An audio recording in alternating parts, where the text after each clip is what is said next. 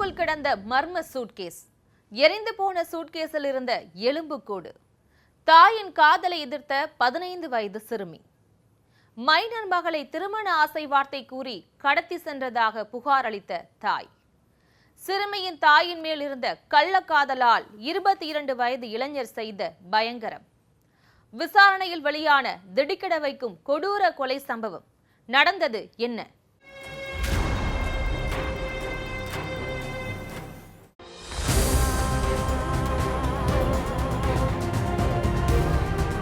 Sir, என்னோட 15 வயசு மகளை காணலன்னு காவல் நிலையத்துக்கு வந்த பெண் கண்ணீரோட சொல்லி இருக்காங்க. போலீஸ்காரங்களும் சிறுமி எங்க போறதா சொல்லிட்டு போனாங்கன்னு உங்களுக்கு யாரு மேலேயாவது சந்தேகம் இருக்கான்னு கேட்டு தங்களோட விசாரணையை தொடங்கினாங்க. அதுக்கு அந்த அம்மா யாரோ ஒருத்தன் அவனை காதலிக்கிறதாகவும் அவன்தான் ஏதோ சொல்லி கடத்திட்டு போயிருக்கலாம்னு அந்த அம்மா சொல்லி இருக்காங்க. ஆனா போலீஸுக்கு அந்த அம்மா மேல ஏதோ டவுட் வந்திருக்கு. உடனடியா விசாரணையை தொடங்கின போலீசார் அந்த அம்மாவுக்கும் ஒரு இளைஞனுக்கும் தொடர்பு இருந்ததாகவும் இதை பிடிக்காத சிறுமி பல நேரங்கள்ல தன்னோட அம்மா கிட்ட சண்டை போட்டதும் தெரிய வந்துச்சு. ஆனாலும் சிறுமி காணாம போனதுல ஏதோ ஒரு மர்மம் இருக்குன்னு சந்தேகப்பட்ட போலீஸ்காரங்க முதல்ல விசாரணைய அந்த சிறுமியோட அம்மா கிட்ட இருந்தும் அந்த இளைஞர்கிட்ட இருந்தும் தோண்டி துருவ ஆரம்பிச்சதுல வெளியாச்சு அந்த சிறுமி காணாமல் போன சம்பவத்தின் கொடூர பின்னணி.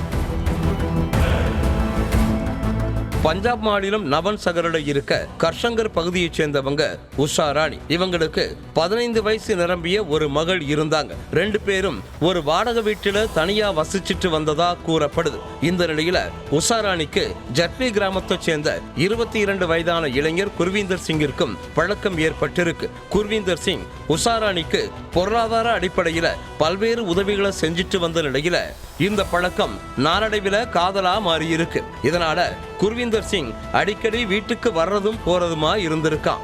இது சிறுமிக்கு பிடிக்கலன்னு சொல்லப்படுது. என்னதான் குர்வீந்தர் தன்னோட தாய்க்கும் தனக்கும் பல்வேறு உதவிகளை செஞ்சாலும் அவன் வீட்டுக்கு வர்றது தன் தாய் கூட நெருக்கமா இருக்கிறதும் பிடிக்கலன்னு சொல்லப்படுது. இதனால பலமுறை கோபமான சிறுமி தாய்கிட்ட சண்டை போட்டதும் இல்லாம உன்னாலதான் தனக்கு அவமானம் ஏற்படுதுன்னு சொல்லி திட்டி இருக்காங்க.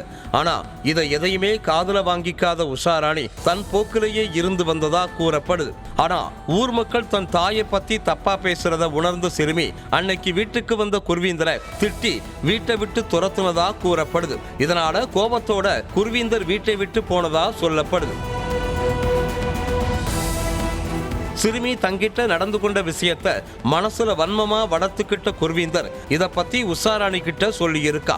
உன்னோட மகளாலதான் நாம அழிய போறோம், அவ இருந்தா நம்மால சேர்ந்து வாழவே முடியாதுன்னு கோபமா சொன்னதா கூறப்படுது.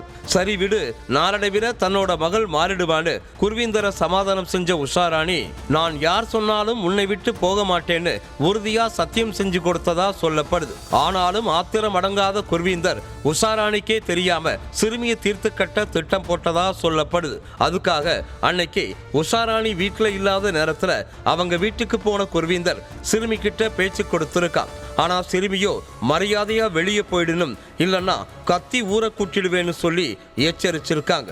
ஆனா கொலை செய்யற திட்டத்தோட போன குர்வீந்தர் கண்ணி வைக்கிற நேரத்துல சிறுமியோட கழுத்தை நெரிச்சு கொலை செஞ்சதா சொல்லப்படுது. அதுக்கப்புறம் சடலத்தை தான் கொண்டு வந்த ஒரு பெரிய சூட்கேஸ்ல அடைச்சு அங்கிருந்து யாருக்கும் சந்தேகம் வராத அளவுக்கு பைக்ல சூட்கேஸை பின்னால் சீட்ல கட்டிட்டு அங்கிருந்து கிளம்பி போயிருக்கான்.